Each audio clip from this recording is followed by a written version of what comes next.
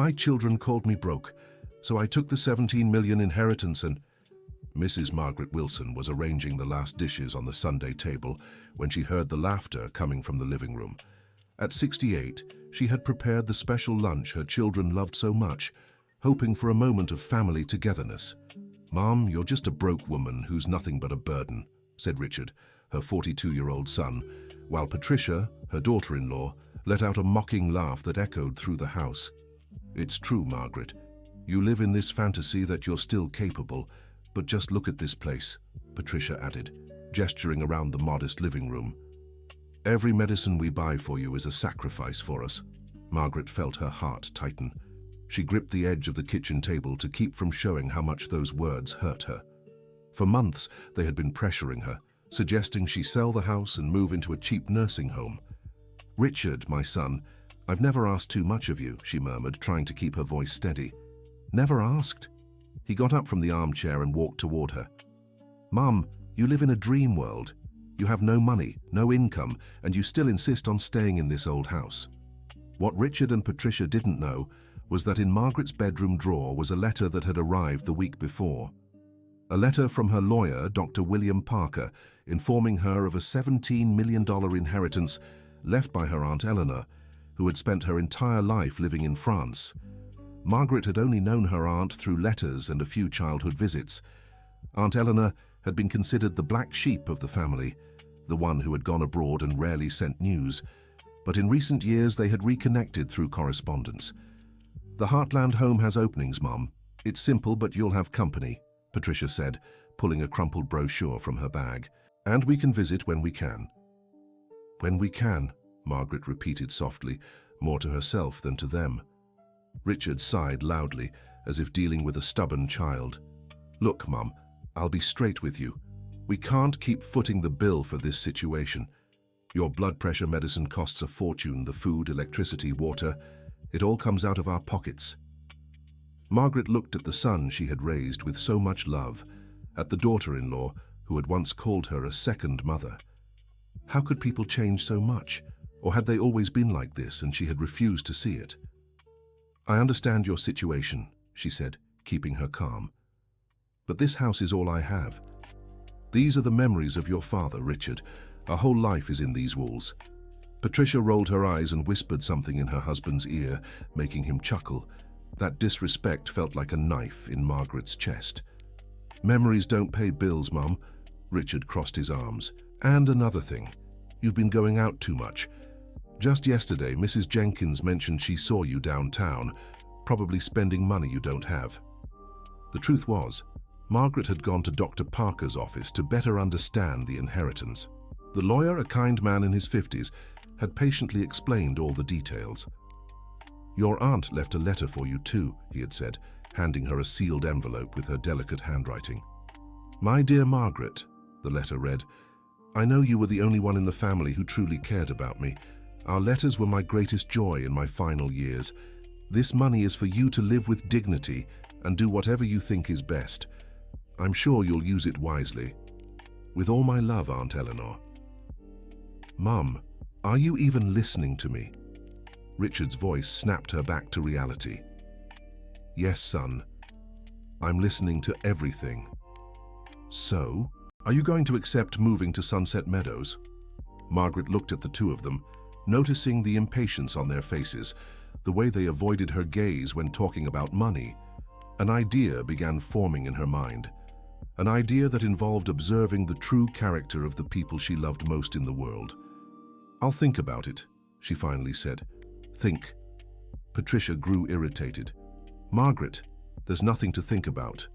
The situation is simple. Either you go willingly or we'll have to make a harder decision." "What kind of decision?"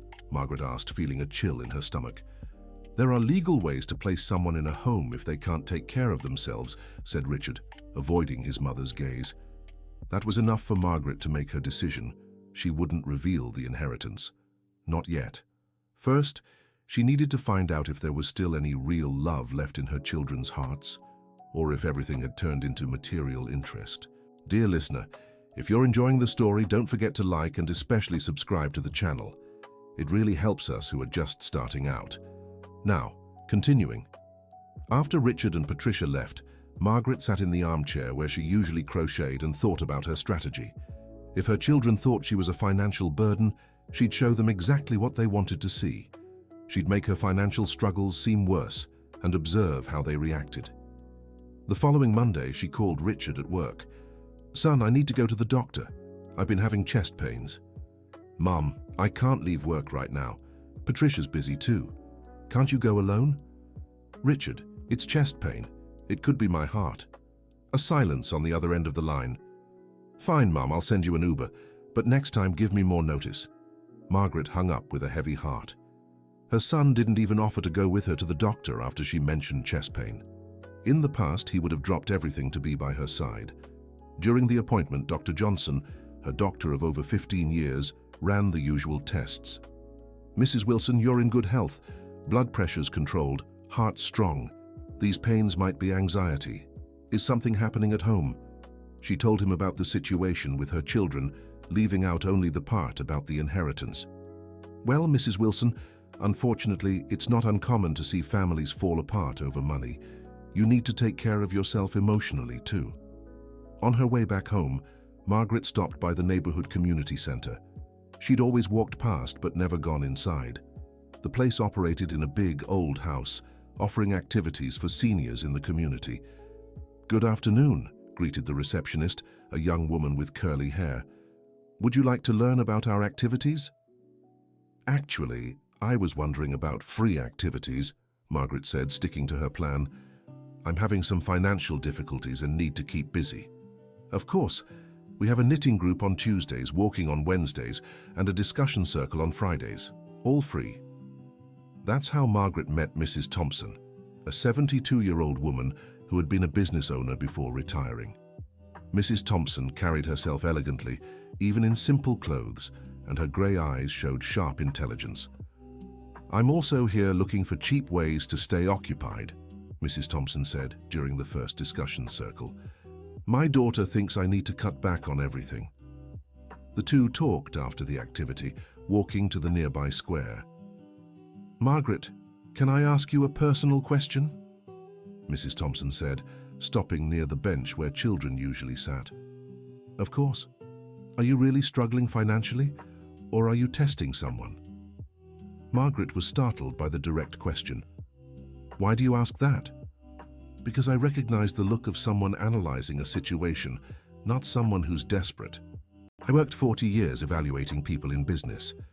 After a moment of hesitation, Margaret decided to trust Mrs. Thompson and told her about the inheritance and the situation with her children. "Good heavens," whispered Mrs. Thompson. 17 million, and your children treating you like that? That's exactly why I won't tell them anything yet. I need to know if I'm still their mother or just a financial problem. Margaret, may I give you some advice from someone who's been through something similar? Please. My first husband died and left behind a good business. His children from another marriage swooped in like vultures, pretending to care. It took me 2 years of testing them before I revealed he hadn't left me anything. The business was bankrupt. They never showed up again. And your own children? That's another problem, Mrs. Thompson sighed. My daughter Julie treats me well, but always with that tone of someone doing me a favor. Sometimes I wonder if it's love or obligation. The two women fell silent, each lost in their own thoughts about family and true love. On Thursday, Richard called Margaret. Mum, Patricia mentioned you've been leaving the house a lot lately. Where are you going? Just taking little walks, son. Staying home alone all the time isn't good for me. But are you spending money on transportation? Because if you are, you need to stop. Our situation is tight too. Don't worry, Richard. I'm walking more. All right. Oh, and Mum, we won't be coming for lunch next Sunday. Patricia made plans with her family. Once again, Margaret felt the distance. Before, Sunday lunch had been sacred. Now she had become optional in her own children's lives. On Saturday, she returned to Dr. Parker's office to discuss how to manage the inheritance without raising suspicion. Mrs. Wilson, may I suggest we open an account at a different bank than the one you usually use, he said, organizing papers on his desk. That way we can move the money without it appearing on statements your children might eventually see.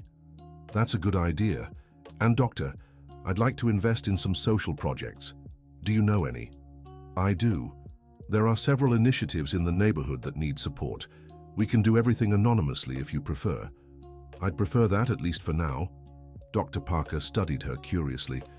Mrs. Wilson, may I ask why so much secrecy? Don't you trust your children? Doctor, after working with families for so many years, you must have seen plenty of cases where inheritances brought more problems than solutions. Unfortunately, yes. I've seen children who hadn't spoken in decades reconnect only because of an inheritance, and I've seen close families torn apart by money. Exactly. I want to be sure my children love me for who I am, not for what I can leave them. That's a wise decision, even if painful. Over the weekend, Margaret put the next phase of her plan into action. She dressed even more simply, in a faded blouse and a skirt she hadn't worn in years. When Richard and Patricia showed up unannounced the following Sunday, she was sitting in the kitchen with the electricity bill open on the table. "Mom, what's this?" Richard asked, eyeing the papers. "The electricity bill was higher this month, son. I'm trying to figure out where I can cut back." Patricia stepped closer and looked at the amount.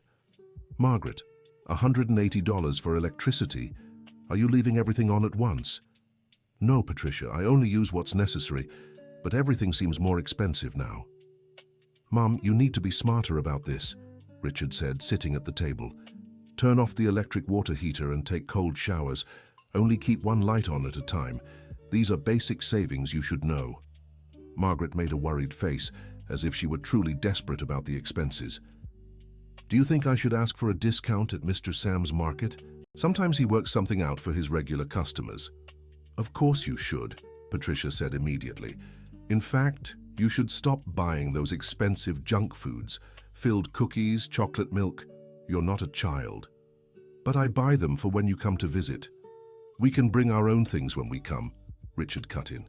"You need to think about yourself now." Margaret nodded, pretending to agree, but inside she wondered how her children could be so insensitive.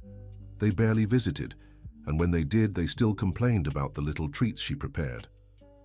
"And another thing, Mom," Richard continued, "you need to stop with this brand-name medicine nonsense. Generics are the same thing and cost half as much.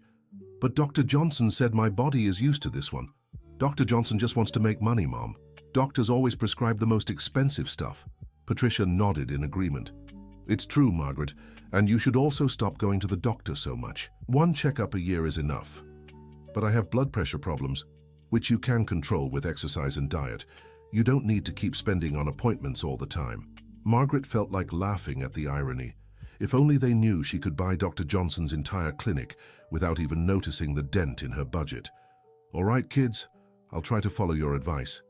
"Great," Richard said, standing up. "Oh, and Mom, Patricia looked into it. Sunset Meadows is offering a discount on the first month's payment. If you decide soon, you'll save $300. "I'll think about it carefully," she replied, keeping her tone submissive. After they left, Margaret sat in the living room and let the tears come. Not because of their harsh words, but because it confirmed her children only saw her as a financial problem to solve.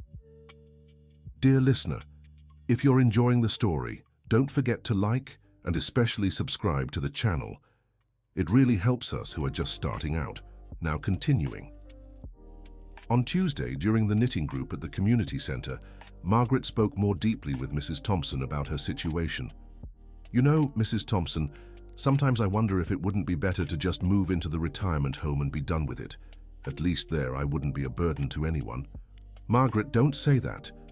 Mrs. Thompson stopped knitting and looked straight at her. "You have the means to live with dignity.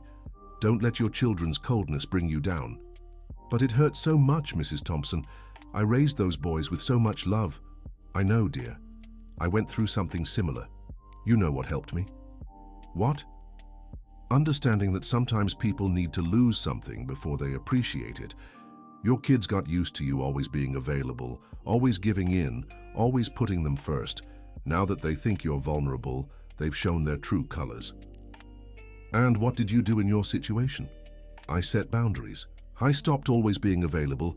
I started saying no, and you know what happened?" "What?" My daughter started reaching out more. When she realized I wasn't always chasing after her, that I had my own life, she began to value our time together. Margaret thought about her friend's words as she walked back home. Maybe Mrs. Thompson was right. Maybe it was time to show she had worth and dignity too. That afternoon, she got an unexpected call. "Mrs. Wilson, this is Cindy from Mr. Sam's Market. You left your wallet here yesterday." "I did?" Margaret was startled. She hadn't gone to the market the day before. "Yes, ma'am. It's here in the drawer. Can you come pick it up?" "Of course, thank you." Margaret went to the market, confused. Arriving there, Cindy handed over a wallet that definitely wasn't hers. "Cindy, this wallet isn't mine." "It isn't? But let me check the paper here. Margaret Wilson, 247 Blossom Street." "That's me, but this wallet isn't mine." "Mr. Sam approached, a man in his 60s who knew everyone in the neighborhood. "Mrs. Wilson, it was Richard who left it, said you'd forgotten it and asked us to hold on to it. He was with Patricia." Margaret's blood ran cold. Why would Richard have a wallet claiming to be hers? "Mr. Sam, can I see what's inside?" He opened the wallet. Inside were old documents, some loose change, and a note in Richard's handwriting. "Mom's grocery tab. Please note purchases and let me know when it goes over $200. "Mr. Sam, did you know about this?" The shopkeeper looked embarrassed. "Mrs. Wilson, Richard said you've been having memory problems and sometimes forget to pay. He asked us to keep track of your purchases." Margaret felt a mix of anger and humiliation. Her children were creating situations to control her life, making her seem incapable in front of the neighbors. "Mr. Sam, I've never had memory issues, and I've always paid my bills on time. I don't need anyone monitoring my spending." "I know, Mrs. Wilson. You've always been a model customer. I thought it was odd when Richard came with this story, but he said it was for your own good." "For my own good?" Her voice rose louder than she intended. A few shoppers turned to look. Margaret felt exposed, publicly humiliated by her own children. "Mr. Sam, please don't note anything under my name anymore. I pay for my purchases on the spot as I always have." "Of course, Mrs. Wilson, and I'm sorry for any trouble." On her way home, Margaret passed by Mrs. Jenkins' house, her neighbor of over 20 years. "Margaret," Mrs. Jenkins called from the gate. "I'm so glad I caught you. I need to tell you something." "What is it, Jenkins?" "Yesterday, a young man came by asking about you, said he was a real estate agent and that you'd requested a home appraisal."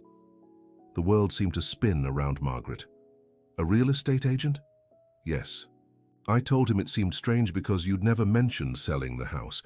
He said it was a surprise, that you wanted to know the value before talking to the family." "What else did he say?" "He asked about the house's condition, if there were structural issues, things like that. I told him I didn't know anything." Margaret thanked her neighbor and walked inside with her heart racing. Her children weren't just controlling her spending and trying to institutionalize her. They were already assessing the house for sale behind her back. She sat in the kitchen and cried. She cried over the betrayal, the lack of love, the humiliation she was enduring. But mostly she cried realizing she'd lost her children to greed. That's when she made a final decision. If they wanted to play this game, she'd play too. But with cards, they didn't know she had. On Thursday, she returned to Dr. Parker's office. "Doctor, I need to speed up some plans." "What happened, Mrs. Wilson?" She told him about the fake wallet at the store and the real estate agent. "They're trying to publicly discredit me and are already evaluating my house without my knowledge." Dr. Parker shook his head, concerned. "This is very serious, Mrs. Wilson. They might be preparing for guardianship or conservatorship, claiming you're unfit to manage your assets." "Is that possible?" "With the right evidence and witnesses, unfortunately, yes, especially if they get a favorable medical report." "Then I need to protect myself." "Exactly. I'll draft a broad power of attorney in my name to manage your assets, and we'll also prepare a detailed will. Additionally, I suggest you get some recent medical tests to confirm your full mental capacity." "What about the social projects we discussed?" "We can speed that up too. I have contacts with some reputable NGOs that work with abandoned seniors. Would you like to meet them?" "I'd love to." "There's one in particular that caught my attention. It's called Heartland Home. and operates in a large house downtown. They take in seniors who've been abandoned by their families. How does it work? It's a community home where seniors live with dignity, have activities, medical care, but most importantly, they have each other's company. It's not a nursing home, it's more like a chosen family. Can I visit? Of course. Shall I schedule it for tomorrow? On Friday, Dr. William Parker took Margaret Wilson to visit Heartland Home. The house was truly large, a 1950s building that had been adapted for the seniors. Mrs. Wilson, this is Mr. Joseph, who manages the place, the lawyer introduced. Mr. Joseph was a man in his 70s, tall with a white beard and kind eyes that reminded Margaret of her own father. Pleasure to meet you, Mrs. Wilson. Dr. Parker mentioned you're interested in learning about our work. Yes. I'd like to understand how you operate. Come, I'll show you around. The house had 12 bedrooms, a spacious living room, a library, a game room, and a well-kept backyard garden. Margaret met some of the residents. Mrs. Elaine, 75, abandoned by her children after her husband passed. Mr. Benjamin, 82, placed in a nursing home by his grandchildren before running away. Mrs. Rose, 69, who discovered her children had sold her house without her consent. How do you sustain yourselves? Margaret asked. We have regular donations from community members, and residents who receive pensions contribute what they can. But it's always tight, Mr. Joseph explained. And if someone wanted to make a larger donation, how would that work? It would be a blessing, Mrs. Wilson. We could expand our services, offer more activities, improve the facilities. Margaret knew she had found the perfect destination for part of her inheritance. When she returned home that afternoon, she found Richard and Patricia waiting in the living room. The atmosphere was tense. Mum, you need to tell us where you were today, Richard said bluntly. I was handling some matters, son. What matters? Patricia pressed. Mrs. Jenkins said she saw you leaving with a man in a suit. Margaret realized she was being watched. It was just an acquaintance who gave me a ride. Mum, you're lying to us, Richard snapped. What kind of acquaintance? Since when do you have male friends giving you rides? Richard, I don't owe you an explanation for my personal life. Yes, you do. He slammed his fist on the table.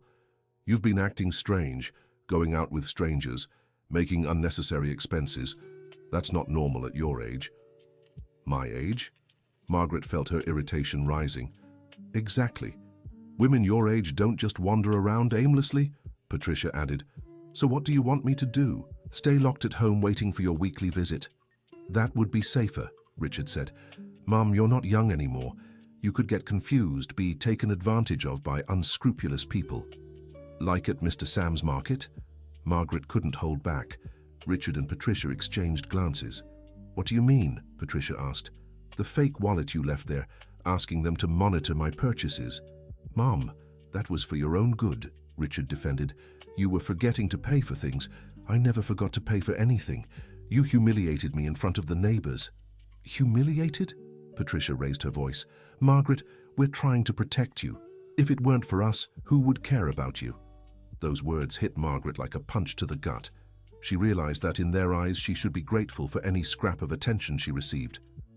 You're right, she said, suddenly changing her tone. I was being stubborn.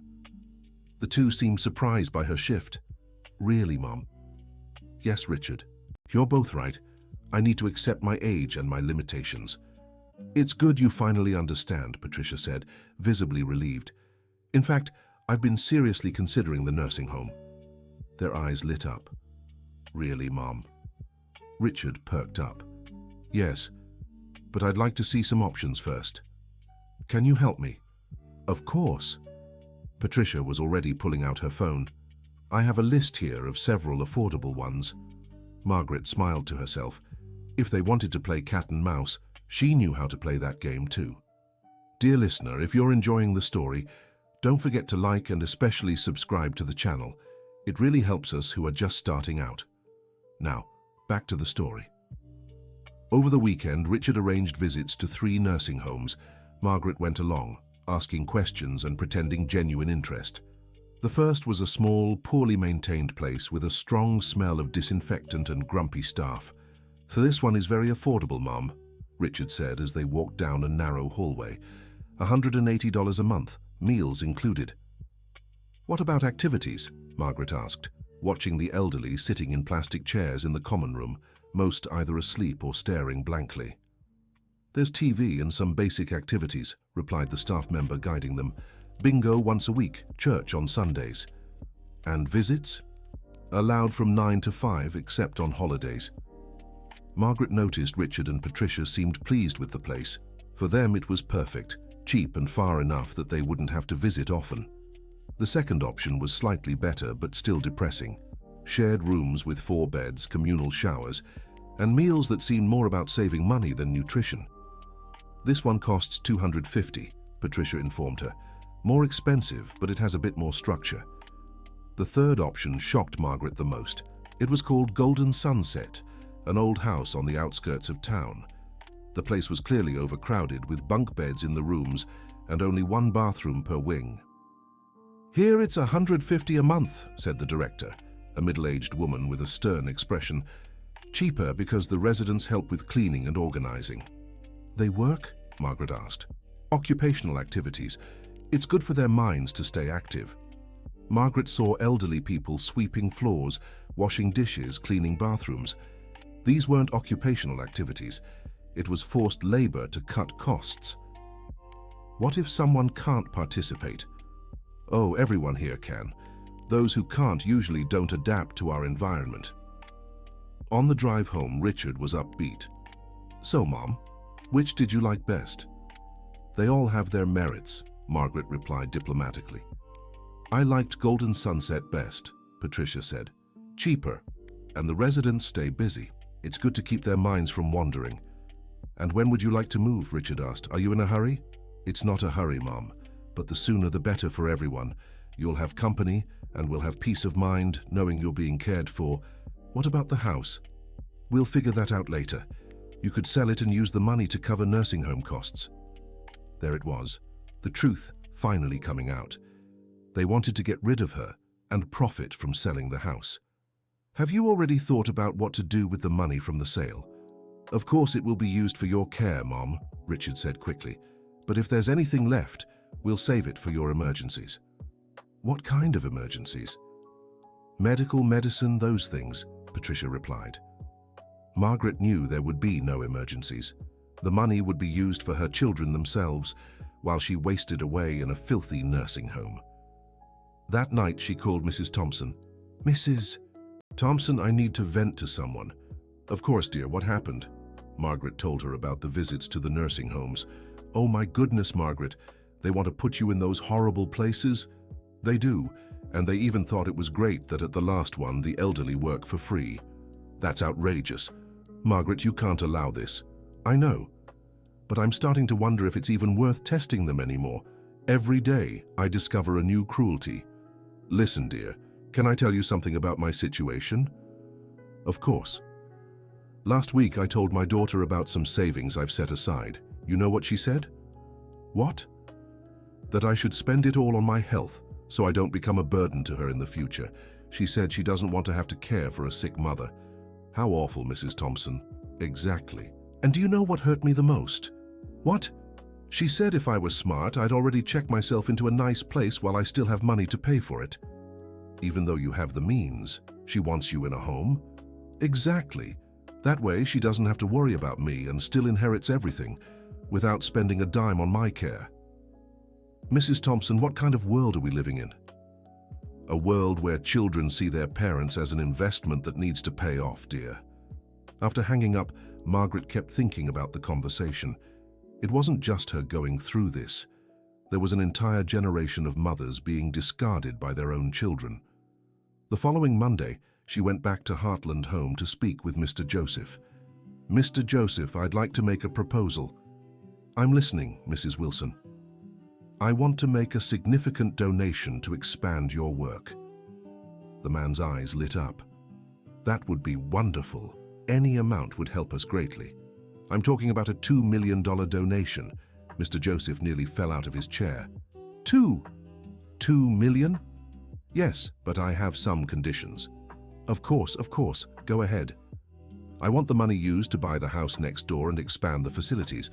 Create more private rooms, an infirmary, a physical therapy room, a larger library? That would be incredible. And I want you to reserve a special room for me. I might move here in a few months.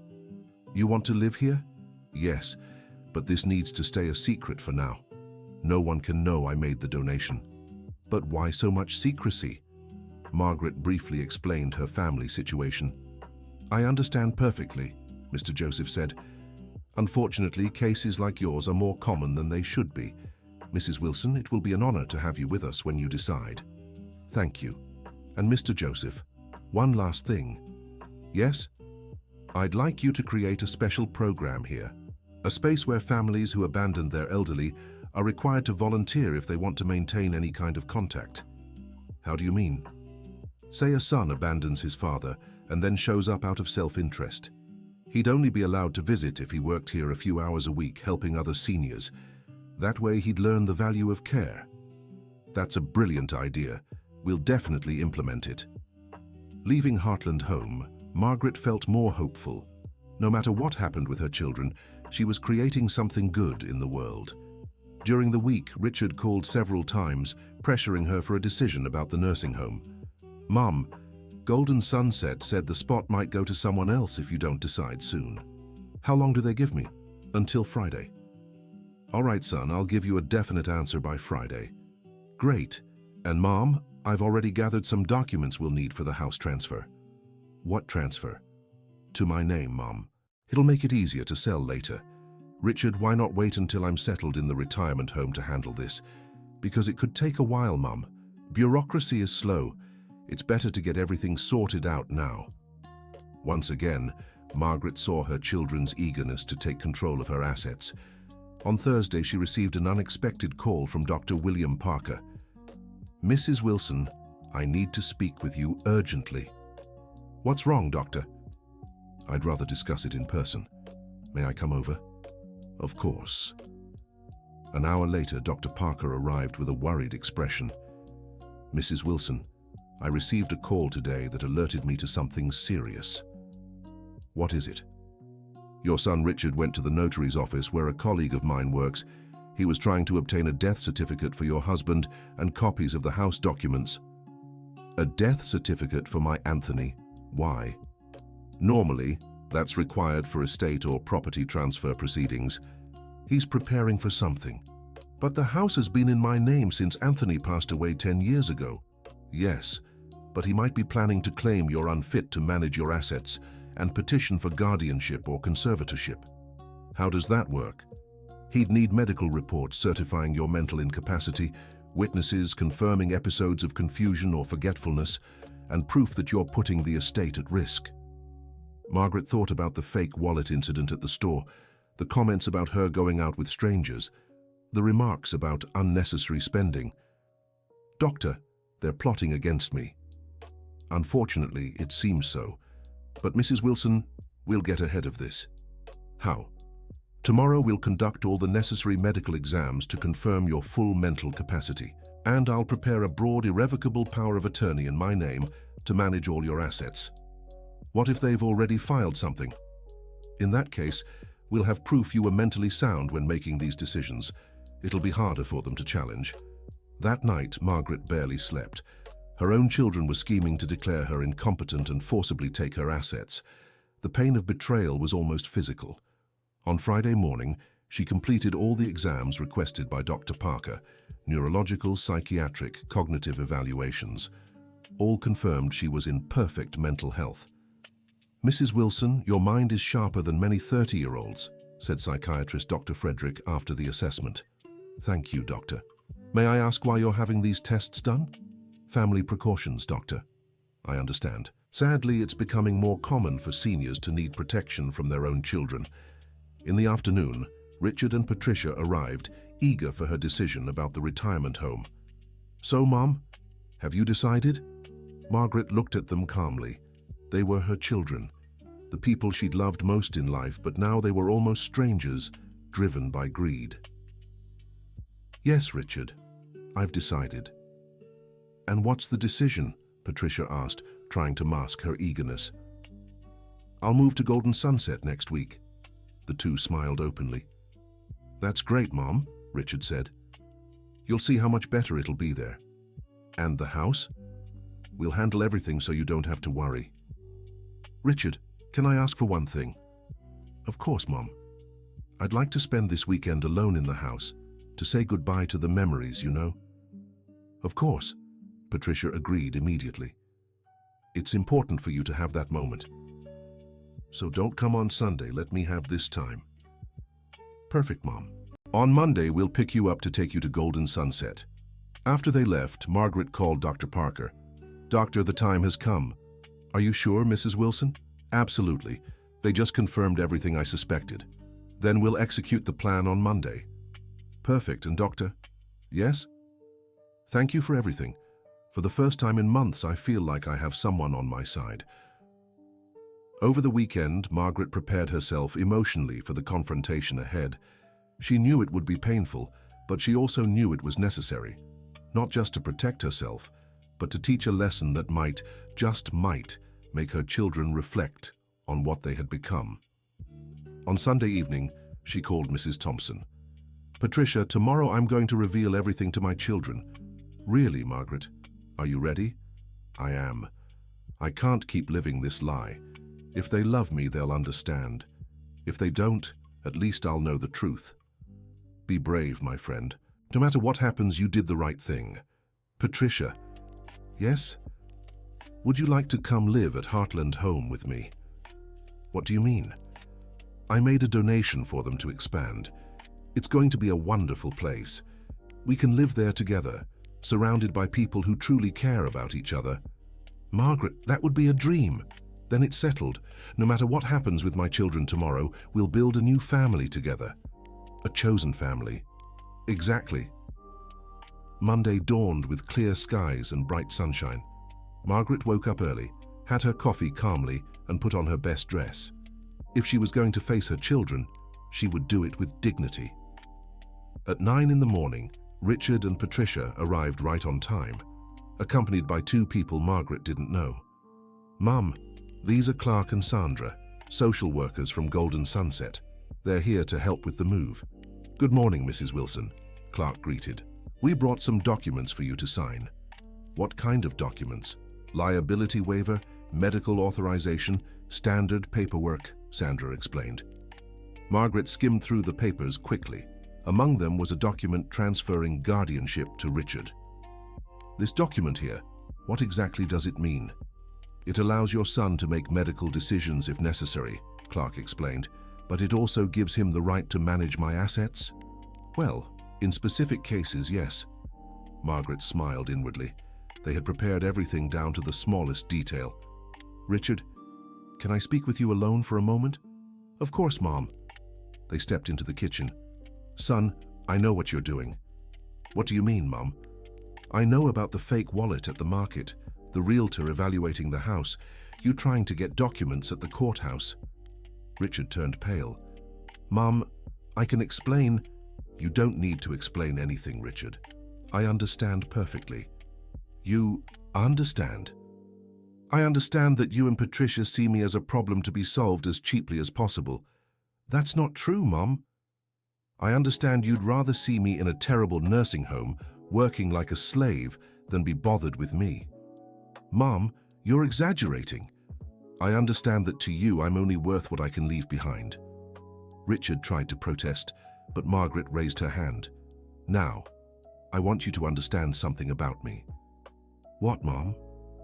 "That I'm not the helpless old woman you think I am." Margaret went to the kitchen drawer and took out the lawyer's letter about the inheritance. "Read this, Richard." He took the letter with trembling hands. As he read, his eyes widened. "Mom, is this real? $17 million, Richard. Your broke mother inherited $17 million. Richard had to sit down. "Since when?" "Since when have you known?"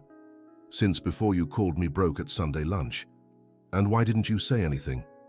"Because I wanted to be sure whether you were still my children or just opportunists waiting for my inheritance." At that moment, Patricia walked into the kitchen, worried about the delay. "What's going on?" she asked. seeing Richard's distraught face. "Patricia, sit down," said Margaret. "You need to hear this too." Richard handed the letter to his wife, who read it with disbelief. 17 million, she whispered. "That's right. And do you know where that money is now?" They both shook their heads. Part of it bought 30% of the company where Richard works. Another part bought the building where you live, Patricia. And a large portion was donated to social projects. You bought the company?" Richard stammered. "I did. And the building where you pay rent is also mine now." Patricia began to cry. "Margaret, we didn't know." "Of course you didn't. And you know why? Because not once did you ask how I felt about all the contempt you've shown me. Mum, we can talk and work this out." "Work what out, Richard?" "The fact that you humiliated me publicly at the market. The fact that you've been trying to force me into a horrible nursing home. The fact that you've already had my house appraised to sell it." They fell silent, knowing there was no justification. "And do you know what hurts the most?" Margaret continued. "It's that, all these months, while you treated me like garbage, I still loved you. I kept hoping you'd show me even a little genuine affection." "We love you, Mom," Richard said, his voice breaking. "Do you? Then tell me. When was the last time you asked how I was feeling without criticizing something? When was the last time you spent time with me because you wanted to, not out of obligation?" They exchanged glances, unable to answer. "Mom, we can change," Patricia tried. "Can you? Then tell me, if I didn't have this inheritance, if I were truly the poor old woman you think I am, would you treat me differently?" Silence again. "Your silence says it all," Margaret said. "You don't love me. You love what you think I'll leave you." Dr. William Parker arrived just then, as planned. "Good morning, Mrs. Wilson. How's our conversation going?" "Doctor, these are my children, Richard and Patricia. Kids, this is Dr. William Parker, my lawyer."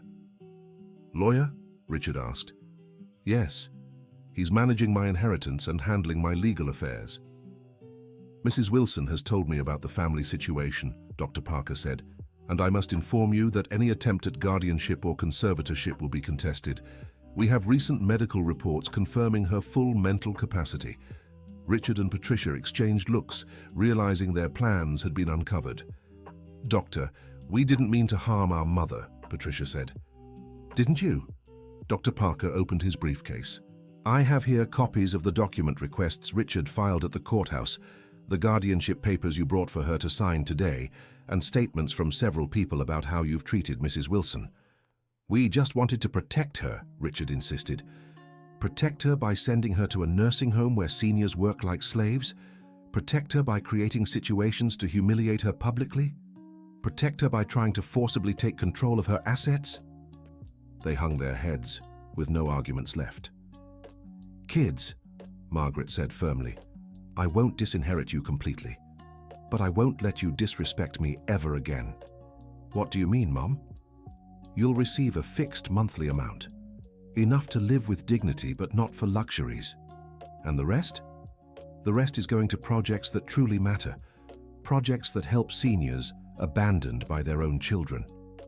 "Mom, can you ever forgive us?" asked Richard with tears in his eyes. "I can forgive, Richard, but trust is rebuilt slowly. What do you want from us?" "I want you to learn the value of care by volunteering at a home for abandoned seniors." "Volunteers?" "That's right. If you want to maintain any kind of relationship with me, you'll have to work at Heartland Home for at least 8 hours a week, helping other seniors. And if we don't want to, then you'll only receive the minimum monthly amount, and we'll have no further contact." Patricia began to cry harder. "Margaret, do we deserve this chance?" "Everyone deserves a chance to change, Patricia. The question is whether you'll take it." Dr. William Parker presented the documents outlining the new rules. "Everything is detailed here, the obligations, the amounts, the conditions. If you agree, sign." Richard took the papers with trembling hands. "Mom, I'm so sorry for everything." "I know, son. But feeling sorry isn't enough. You have to change." "And what about you? Are you really going to stay at the retirement home?" Yes, but not at Golden Sunset. I'm going to Heartland Home where I'll be treated with dignity and respect. Can we visit? You can, but only after completing at least 1 month of volunteer work there. The social workers who had come to take Margaret to Golden Sunset were embarrassed by the situation and quietly left. "Dr. Parker," said Margaret, "can you explain to them how things will work from now on?" "Of course, Mrs. Wilson. Richard and Patricia, you'll each receive $2,000 monthly deposited automatically. You'll have the right to continue living in your current apartment, but you won't be able to sell it. The company where Richard works will still employ him, but the dividends from his shares will go to social projects. And our mother. Your mother will live at Heartland Home, which has now been expanded and improved with part of the inheritance. She'll have all the comfort and dignity she deserves." "Doctor," Margaret interrupted, "there's one more important thing." "Yes?" "I want to create an educational fund for my grandson, Peter. He's always been kind to me, even when his parents weren't." Richard was surprised. "You remember Peter?" "Of course I remember. That boy has a good heart. I don't want him to suffer for his parents' mistakes." "Mom." "Richard, during all these months of humiliation, do you know what hurt me the most?" "What?" "Seeing that you were teaching my grandson to disrespect me too. On one of the last visits, I heard Patricia telling him that Grandma was getting senile." Patricia lowered her head in shame. "Margaret, I don't want Peter to learn that seniors are disposable. That's why he'll have resources to study and become a better person than his parents." "You're right, Mom. You have a point. Now, if you'll excuse me, I need to finish packing. I'm moving to Heartland Home today." "Today?" asked Richard. "Yes," asked. "I see no reason to stay in a house where I've been disrespected for so long." "Mom, please give us one more chance." "Richard, I am giving you a chance, but I also need to protect my dignity." Dr. Parker said goodbye and left to finalize the last details of the move. Richard and Patricia stayed in the living room, still processing everything that had happened. "Margaret," Patricia finally said, "can you teach us how to be better?" "Patricia, that's something you'll have to figure out on your own. I can forgive, I can give opportunities, but I can't make you become better people." "Where do we start?" "Start by asking yourselves, if you were my age and in my position, how would you want to be treated by your children?" Richard stood up and for the first time in months hugged his mother sincerely. "Mom, I promise I'll try to be the son you deserve." "Don't promise, Richard. Prove it." 2 hours later, Margaret was settled into her room at Heartland Home. It was a spacious and comfortable room with a private bathroom, an armchair by the window overlooking the garden, and a small bookshelf for her books. "How are you feeling, Mrs. Wilson?" asked Mr. Joseph. "Free, Mr. Joseph. For the first time in months, I feel free." "And your children? They have a long journey ahead. I hope they make the right choices." Patricia arrived in the late afternoon to see what would soon be her new home, too. "Margaret, what a wonderful place. And it'll get even better once you move in. You know what impresses me the most?" "What?" "The peace I see on your face. You did the right thing." "I did what needed to be done. Now we wait and see if my children are capable of real change. And if they aren't, then at least I'll know I tried and I'll have this new family here." Margaret looked around, watching the other residents chatting in the garden, Mrs. Elaine teaching crochet to one of the volunteers, Mr. Benjamin playing dominoes with 2 neighbors. "You know, Patricia, maybe this was the best decision of my life." "How so?" "For years I sacrificed myself for my children, always putting them first. Now, for the first time, I'm putting my own dignity first. And that's liberating." "Exactly." A week later, Richard showed up at Heartland Home wearing a volunteer's uniform. "Good morning, Mr. Joseph. I'm here for my first day of work." "That's great, Richard. Your first task will be helping Mrs. Miller with her bath. She has mobility issues." Richard swallowed hard. He, who had thought it outrageous to care for his own mother, now had to care for strangers. "All right. What do I need to do?" During the first few weeks, both Richard and Patricia struggled with pride and resentment. But gradually they began to understand what Margaret had tried to teach them. "Mrs. Patricia," Mrs. Miller said one day, "do you have children?" "I do, Mrs. Miller. A son." "Do they visit you?" "Yes, they do." "You're lucky. I have 3 children, and I haven't seen any of them in 2 years. Patricia's heart ached as she imagined herself in Mrs. Miller's position. "Why don't they visit?" "They say they don't have time, that they're too busy with their own lives." "Doesn't that make you sad?" "It does, but here I have a new family. People genuinely care about each other." That night, Patricia cried, thinking about how she had treated Margaret. For the first time, she truly understood the pain she had caused. Richard had a similar experience when Mr. Benjamin told him how his grandchildren had sold his house and kept the money. "Richard, my boy, do you know why I'm here?" "No, Mr. Benjamin. Because my grandchildren thought I was a burden. They sold my house, took the money, and put me in a cheap nursing home. How do you feel about that?" "At first I felt hatred, then sadness. Now I pity them. Pity. Pity because they lost the chance to have a grandfather in their lives. They lost the stories I could have told, the advice I could have given, the love I had to offer. Would you forgive them?" "If they came here and sincerely asked for forgiveness, I would. But forgiving doesn't mean forgetting or blindly trusting again." These conversations slowly changed Richard and Patricia's perspective. They began to see Margaret not just as their mother, but as a person deeply hurt by them. After 2 months of volunteering, they asked to speak with Margaret. "Mum, can we talk to you?" Richard asked.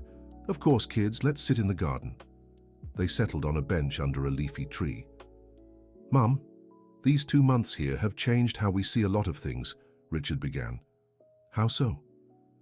"Taking care of other seniors, listening to their stories, we realized how much we hurt you," said Patricia with tears in her eyes. "And what did you learn?" "We learned that seniors aren't a burden, they're wisdom," said Richard. "We learned that caring isn't a favor, it's an honor. We learned that love isn't measured by what you receive, but by what you give. And most of all," Patricia added, "we learned that you didn't need our approval to be worthy of love and respect." Margaret felt her eyes well up. "Children, you don't know how happy it makes me to hear that." "Mom, can you really forgive us?" Richard asked. "I forgave you long ago, but now I see you finally understood the value of forgiveness." "How can we earn back your trust?" "Keep being the people you're becoming. Trust is rebuilt through consistent actions, not words." "And can you come back home?" Margaret looked around at her new neighbors and friends. "Children, this is my home now. Here, I found a family who welcomed me when I needed it most. I won't abandon them. But what about us? You'll always be my children, but now our relationship will be different, based on mutual respect, not obligation. Can we visit you regularly?" "Of course, but let me know first and come because you want to, not because you feel you have to."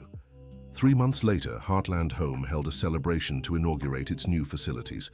The building had been completely renovated and expanded, with a refreshed garden, a new library, a physical therapy room and private bedrooms for all residents.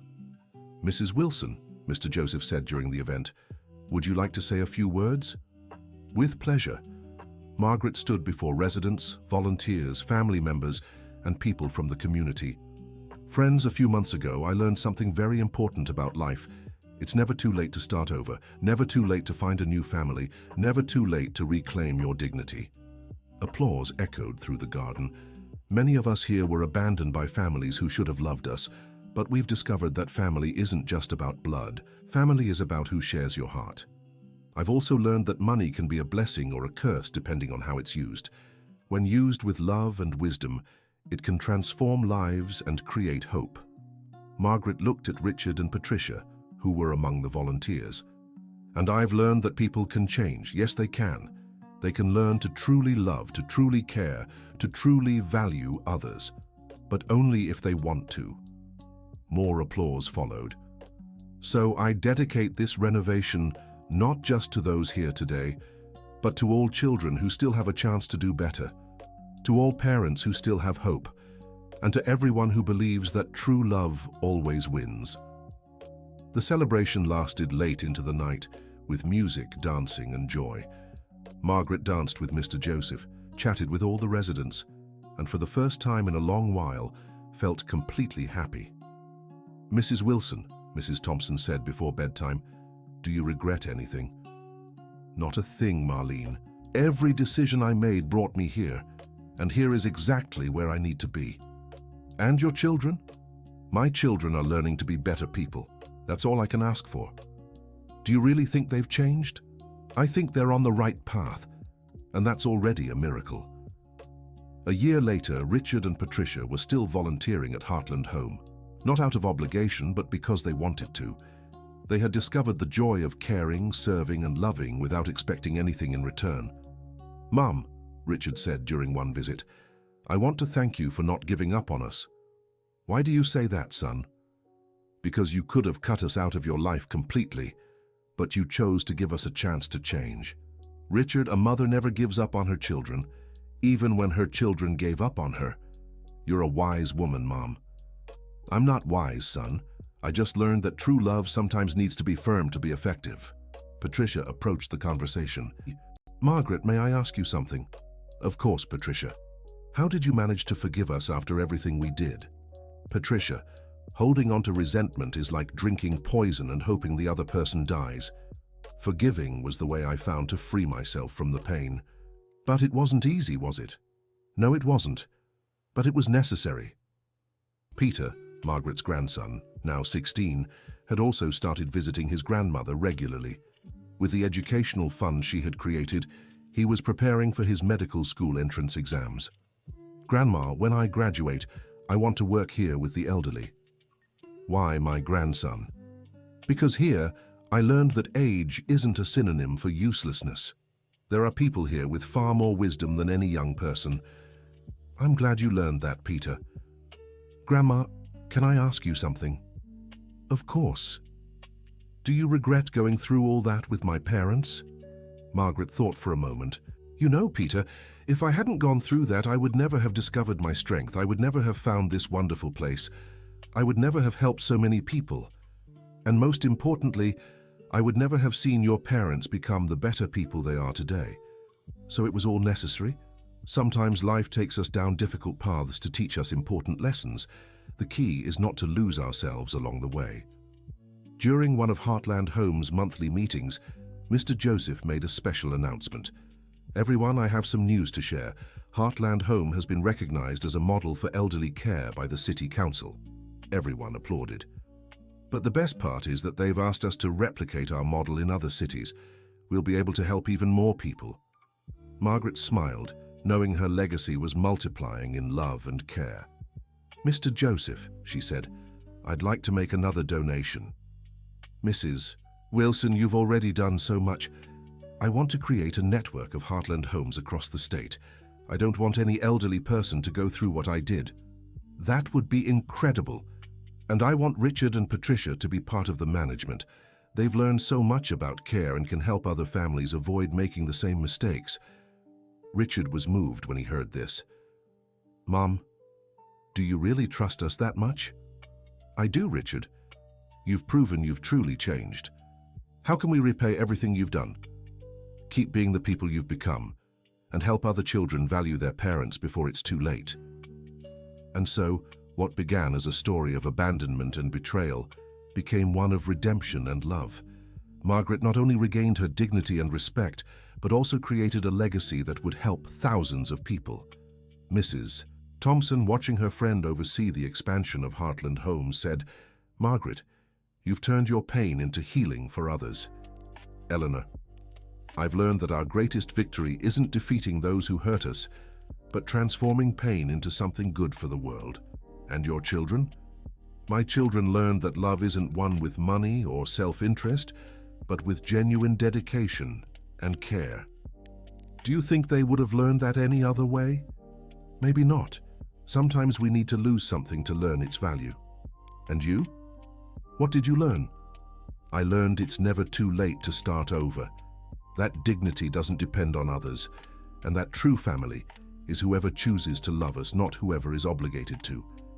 2 years after moving to Heartland Home, Margaret turned 70. The celebration wasn't just for her life, but for everything she had built. "Mrs. Wilson," Dr. Parker said during the toast, "you've turned an inheritance into hope." "Dr. Parker, the inheritance was always here," she tapped her chest. "The money simply gave me the means to share it. And what is your greatest pride today? Seeing that my children have become people I can admire again." Richard and Patricia approached. "Mom, we're the ones who should be proud of you," said Richard. "How so?" "You could have used the money just for yourself. You could have punished us forever. But you chose the path of love." "Patricia, Richard, you've learned the most important lesson. True love isn't measured by what you receive, but by what you give. And you gave far more than you ever received from us," admitted Patricia. "It's not about giving or receiving. It's about loving even when it's not easy." The party continued with music and dancing. Margaret danced with everyone, with Mr. Joseph, with the residents, with the volunteers, and especially with Richard and Patricia. "Mom," said Richard as they danced, "thank you for never giving up on us. Son, a mother never gives up. She just waits as long as it takes for her children to find their way back. And what if we hadn't found it? You did, and that's what matters." That night, before bed, Margaret wrote in her diary, "Today I celebrated not just my 70 years, but the certainty that I made the right choices. I turned betrayal into lessons, abandonment into independence, and pain into love. My children became the people I always knew they could be. And I discovered that true family is the one we choose to build every day with love, respect, and mutual care." Aunt Eleanor's inheritance wasn't just money. It was the opportunity to rebuild my life and my family on my own terms. And most of all, it was the chance to prove that it's never too late to start over with dignity. Tonight I sleep in peace, surrounded by people who truly love me, knowing I'll leave behind a legacy of love and care that will continue helping others long after I'm gone. Thank you, Aunt Eleanor. Thank you, life. Thank you for teaching me that our greatest wealth isn't in what we have, but in what we're able to give. End of story. Now tell me what you thought of this story of resilience and love. Do you believe Margaret made the right decisions? Do you know anyone who's been through a similar situation? Share your honest thoughts in the comments. Thank you for being here, and don't forget to like and subscribe to the channel so you won't miss other heartwarming stories like this one.